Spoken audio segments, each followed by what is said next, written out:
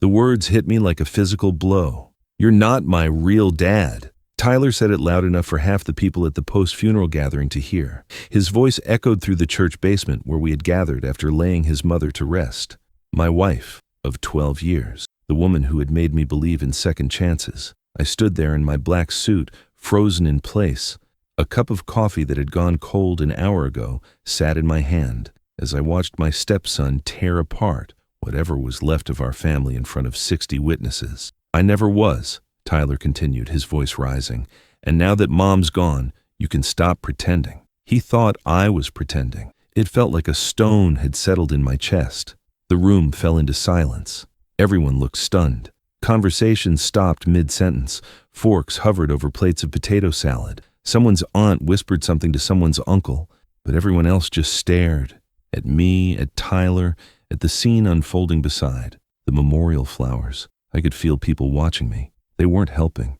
They were just watching. My face felt stiff, drained of color, like it had been soaked in vinegar. And nobody stopped him. If you've ever been erased in a room full of people, you already know exactly what that feels like. Tyler was 28 years old, and I had become his stepfather when he was 16. 12 years of birthdays, graduations, family dinners, teaching him how to drive, supporting him through college, standing by him during his first heartbreak, celebrating his promotion at the accounting firm where he worked, 12 years of Little League games, cheering from the bleachers, 12 years of parent-teacher conferences, sitting beside Linda, pretending not to notice when teachers assumed I was Tyler's biological father, 12 years of Christmas mornings, watching Tyler open gifts I had carefully chosen, always signed from Mom and Steve, because he never quite got comfortable, calling me Dad. 12 years of believing we were a family. But standing there in that church basement, with his mother freshly buried and his words hanging in the air like smoke, I realized Tyler had never seen it that way. He had been counting the days until he could finally say what he really thought of me. If you've ever raised someone else's child as your own, would you have kept standing there, or would you have walked away? Go ahead. Answer that. I'll continue. The silence stretched on, as if it would last for hours. No one spoke. That's when it hit me. This wasn't grief. This was timing.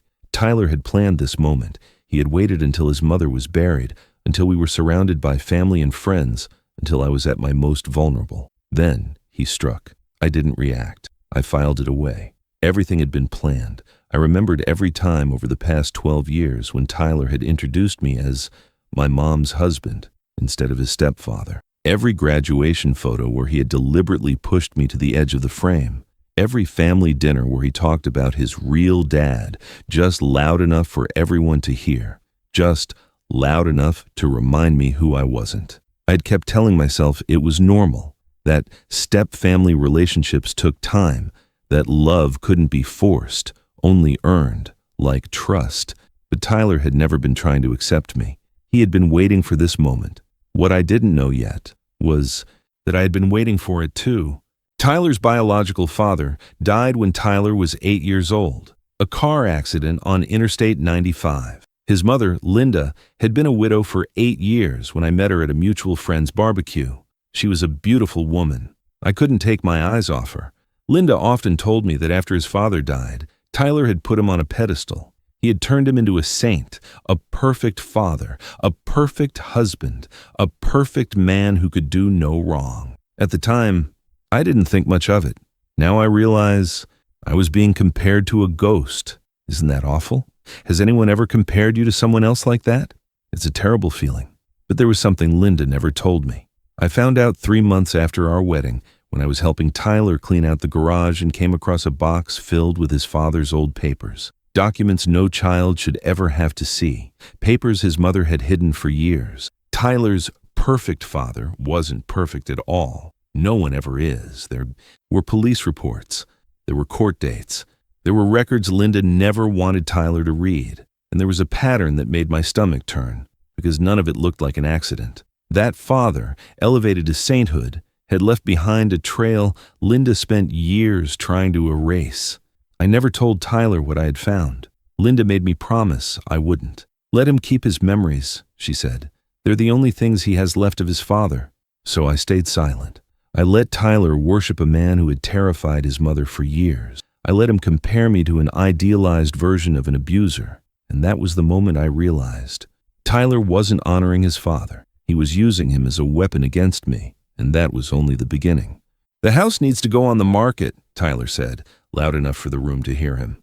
We were still standing in the church basement. Linda had been buried for exactly 45 minutes, and Tyler was already discussing real estate. "Tyler," I said quietly, "this isn't the time or place."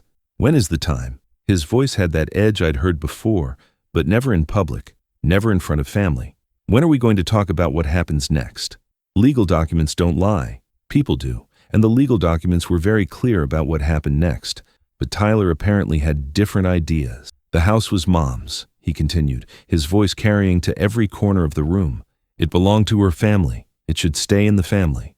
His aunt nodded. His cousin murmured agreement. Linda's sister reached over and squeezed Tyler's hand.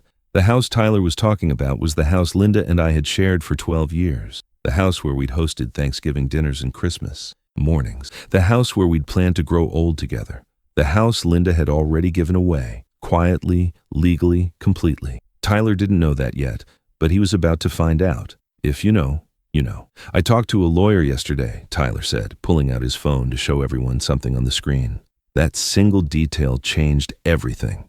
Tyler hadn't waited until after the funeral to start planning.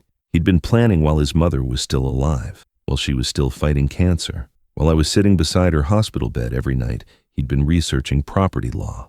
According to this, when someone dies without a will, the house goes to the children, not the spouse. His aunt gasped. His cousin nodded knowingly. Linda's sister looked at me with something like pity. Tyler was broadcasting false information to a room full of grieving relatives, hoping social pressure would force me to give him what he wanted. But Tyler had made a critical mistake. He'd assumed his mother died without a will. She hadn't. That night, after everyone had gone home and the casserole dishes had been returned and the flowers had been arranged in every room of our house, I sat at Linda's desk and opened her file cabinet. Everything was there. Her will, updated 6 months ago. The property transfer documents, the life insurance beneficiary forms, the detailed letter she'd written explaining every decision. Tyler's name was on exactly one document, a $5,000 savings account she'd left him for educational purposes or other personal improvement. Everything else was mine. The house, the investments, the pension, the life insurance policy worth $300,000. Tyler was about to learn that grief doesn't rewrite paperwork.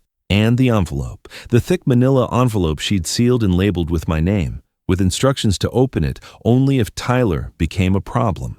Inside was a 3-page letter in Linda's careful handwriting, dated just 6 weeks before she died. Letter explaining everything. Tyler's visits to her hospital room when I was at work, where he'd asked detailed questions about life insurance policies and property deeds. His suggestions about simplifying things and making sure everything was organized. His casual comments about how I probably wouldn't want to stay in such a big house by myself. Linda had documented every conversation, every hint, every moment when Tyler had revealed his true priorities. She'd known this day would come. She'd been preparing for it. Quiet people prepare louder than they speak, and Linda had been preparing while everyone else was praying. I'd spent 35 years as a quality control manager for a manufacturing company. My job was to find flaws in systems before they became failures, to spot problems before they became disasters. I'd raised 2 children from my first marriage, both now adults with families of their own. I'd navigated 1 divorce, learned from my mistakes, approached my second marriage with wisdom I hadn't possessed the first time. I wasn't naive about family dynamics. I wasn't blind to Tyler's resentment. I'd seen the signs, but what I hadn't expected was Linda's response to those signs. In every disaster, one thing shifts, and everything collapses. Tyler didn't suddenly change. He'd been consistent for 12 years. Linda changed. She stopped hoping. She started preparing. 6 months before she died, Linda had started asking Tyler pointed questions about his plans for the future, about his relationship with me, about what he expected would happen when she was gone. Tyler's answers had apparently convinced her that her worst fears about her son were justified. That's when she'd made her preparations, legal preparations, financial preparations, and one very personal preparation, sealed in an envelope, waiting for the right moment. Tyler started calling me 3 days after the funeral. "We need to talk about the house," he said when I answered on the fourth ring. "Tyler, we just buried your mother. Give it some time." "I can't give it time. I have bills. I have student loans. I need to know what my inheritance looks like." "Your inheritance, not our loss, not grief, not missing the woman who'd raised him and loved him and protected him from the truth about his biological father. His inheritance." "The lawyer said I should get at least half the house value," Tyler continued. "Maybe more, since it was Mom's family property originally." Tyler's confidence was starting to crack. Now, I could hear it in his voice. He'd done his research, but his research had been incomplete. "What lawyer?" I asked. "Just a lawyer, a consultation. The point is, I know my rights." "Tyler, did your mother ever talk to you about her will?" Silence. "Did she ever mention making financial arrangements?" Longer silence. "She was sick," Tyler said finally. "She wasn't thinking clearly. That was the lie he needed to be true. Your mother was sharp as a tack until the day she died. You know that. She was on medication.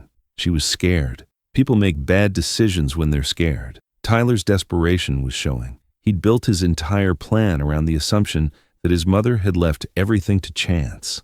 The possibility that she'd been thinking clearly, planning carefully, making intentional decisions, that possibility terrified him. Because if Linda had been competent when she'd made her arrangements, Tyler's claims had no foundation. Deadlines are how control disguises itself as help. But Tyler's hostility toward me hadn't started with Linda's cancer diagnosis. It had been building for years. What I'd thought was normal step-family tension had actually been something much deeper. Linda had told me, in her final weeks, about conversations she'd had with Tyler that I'd never heard. Conversations where he'd referred to me as the old man who moved into our house, where he'd talked about waiting for me to get out of the picture so he and his mom could be a real family again, where he'd said he was counting the days until he could get rid of me. Tyler had never accepted me as his stepfather. He'd tolerated me because his mother insisted on it, but he'd been planning my removal from the family for years. The cancer diagnosis had just given him a timeline. Linda had realized, in those final months, that her son saw her husband as an obstacle to his inheritance, that Tyler was waiting for her to die so he could claim what he believed was rightfully his. That's when she'd started making different arrangements. Every time Tyler visited the hospital, he'd asked about the house, about insurance, about getting everything organized for when the time comes. He'd presented it as concern for his mother's well-being, but Linda had recognized it for what it was: inventory, assessment, financial planning for a future that didn't include me. Every weakness had been noted, every moment saved for later. Tyler came to the house the following Saturday morning. He didn't call first.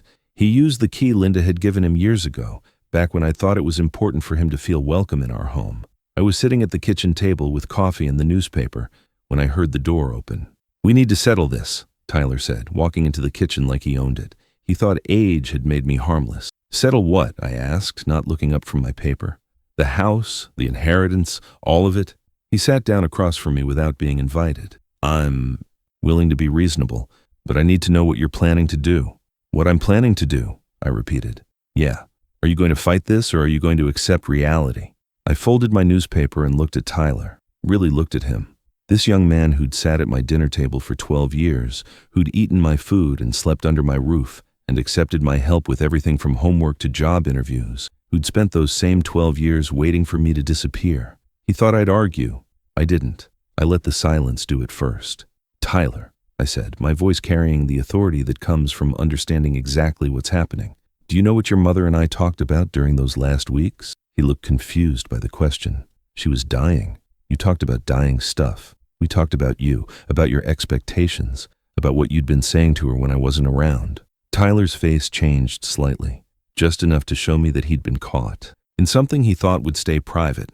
"I don't know what you're talking about. Your mother kept notes, Tyler, about your visits, about your questions, about your suggestions for getting her affairs in order."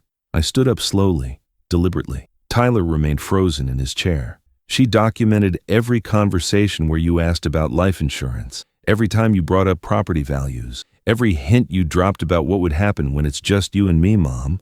Tyler's jaw tightened. His eyes went to the exit. "But you made a critical error in your planning, Tyler.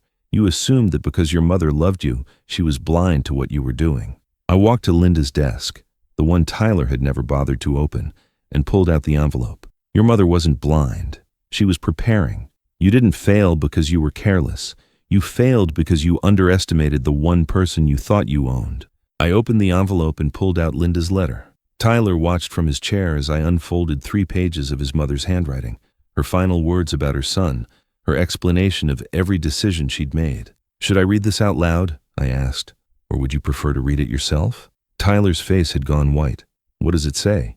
It says that Linda knew exactly who you were. It says she'd been watching you for years, listening to you, understanding what you really wanted. I held up the will. It says she left you $5,000 for educational purposes because she hoped you might use it to learn something about loyalty, about family, about what it means to love someone without calculating what they're worth to you. Tyler tried to stand up, but his legs weren't steady. She couldn't have meant that. She was sick. She was thinking clearly right up until the end. The lawyers will confirm that. The doctors will confirm that. Your mother knew exactly what she was doing when she signed these papers. I set the envelope on the table between us. Here's what's going to happen, Tyler. You're going to take your $5,000 and you're going to use it to build a life that doesn't depend on other people dying. You're going to learn that family isn't about inheritance. It's about showing up when people need you.